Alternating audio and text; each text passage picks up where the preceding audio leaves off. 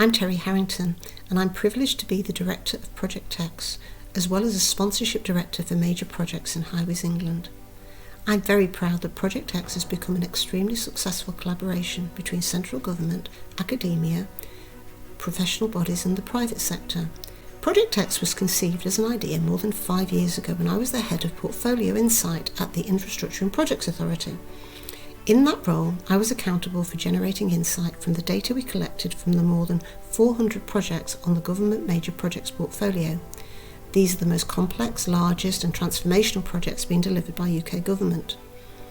My small team at the time comprised data analysts who did a brilliant job in collecting and collating data and generating useful reports, but they were not project specialists and so were not very well placed to develop this analysis into insight which could be practically applied to improve project delivery outcomes. So, I spoke to colleagues from Oxford and Cranfield universities who worked with IPA on our development programmes, and I asked them would they be interested in working with me on generating insight from the data. Unsurprisingly, perhaps they said yes please.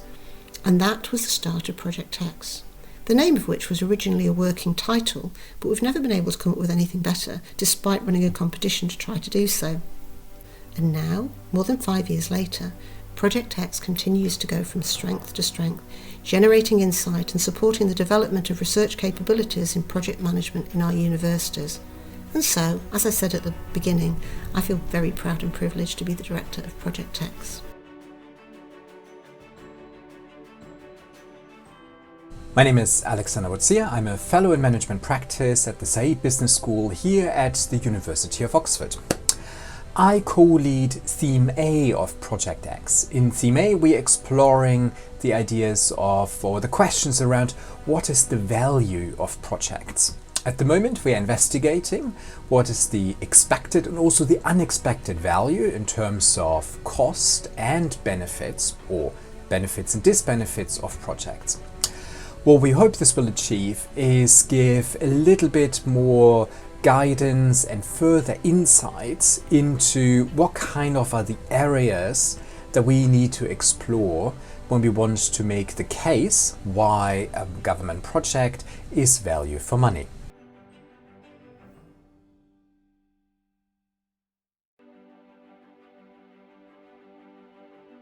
I'm Dr. Catherine Bloomfield. I'm a postdoctorate research associate at the University of Hull and also a Project X research fellow. At the moment, I am researching into the role and recognition of the gestation phase in temporary organisations, which I hope will help practitioners start to understand the criticality of the very front end and early stages of major project and programme delivery.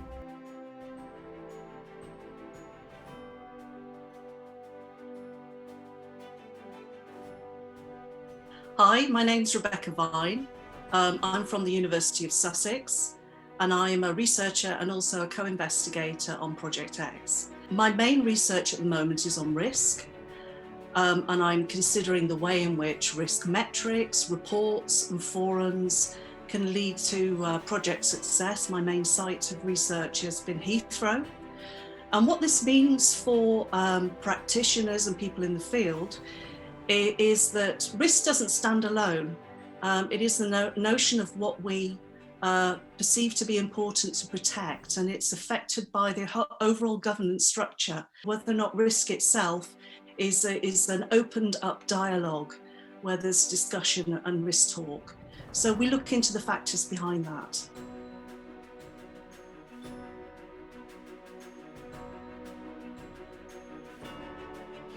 Hi, I'm Mike Bourne. I'm Professor of Business Performance at Cranfield School of Management, and I'm the academic lead in Theme D on Project X.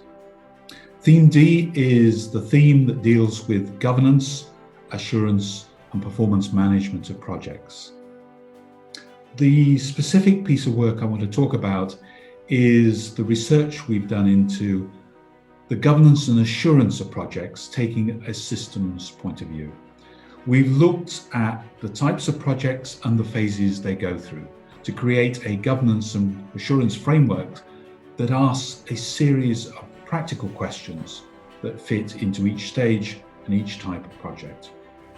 For practitioners, we're giving you a framework to help you think about the projects, but in particular, some very specific questions to ask and to answer about how your project is progressing towards its goals and its eventual outcomes.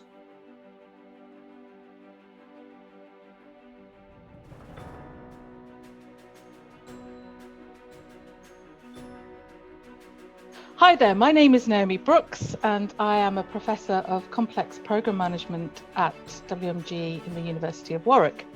And I am the co-lead of Theme C of Project X, which is all about data. I'm really lucky to have a fantastic co-lead in Paolo Quattroni, who's an academic at the University of Manchester, and a great IPA contact, Natalie O'Connell. And we're just really looking at how data impacts the speed of decision making.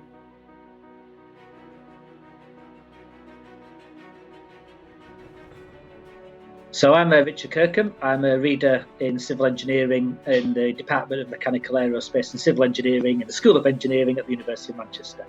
And I'm one of the academics that originally helped with the IPA creation of Project X. That was back in 2015, 2016. I've always been really interested in how do we go about producing the forecasts for the long-term costs and benefits of infrastructure and non-infrastructure projects and programmes that have genuinely kind of transformational benefits for society or intended transformational benefits. My group, which based in Manchester, we did some very targeted and specific work looking at risks of transformation projects and programmes.